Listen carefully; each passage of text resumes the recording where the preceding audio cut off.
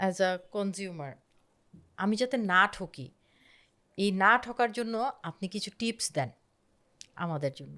টিপসটা এরকম যে কনজ্যুমারদের সচেতন হতে হবে, কনজ্যুমারদের বিহেভিয়ার একটু পরিবর্তন করতে হবে। কেমন? কোনো অনলাইনে কেনাকাটার ক্ষেত্রে যে প্রতিষ্ঠান থেকে আমি ক্রয় করতে যাচ্ছি সেই প্রতিষ্ঠানটির আদৌ স্থায়ী ঠিকানা আছে কিনা, অনআইটি ভুয়া প্রতিষ্ঠান, এগুলোর কাস্টমার রিভিউ কেমন, অন্য কোনো কাস্টমার প্রতারিত হয়েছে কিনা, আসলে অনলাইনে এগুলো যাচাই বাছাই করে তারপরে ক্রয় করা উচিত।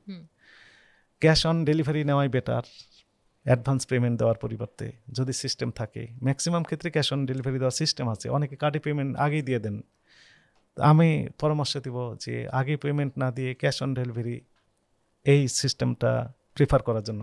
একই সাথে যখন পণ্যটি গ্রাহকের কাছে, কাস্টমারের কাছে ডেলিভারি দেওয়া হচ্ছে, ডেলিভারি ম্যানকে সাক্ষী রেখে ওপেন করে দেখা উচিত যে আসলে যে প্রোডাক্ট আমি দিয়েছিলাম অর্ডার, সেই প্রোডাক্টটি আমাকে দেওয়া হয়েছে কিনা, যে সাইজ দিয়েছিলাম সেই সাইজ দেওয়া হয়েছে কিনা, পণ্যটি দেওয়া হয়েছে।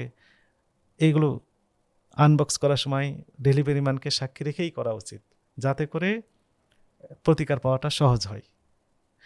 আর অন্য সকল ক্ষেত্রে আমাদের চয়েস যেন একটু কনজ্যুমার সুলভ থাকে। যেমন আমি রঙিন খাবার পছন্দ করছি, ওই রঙটা ফুড গ্রেড কিনা এটা আমাকে ভাবতে হবে।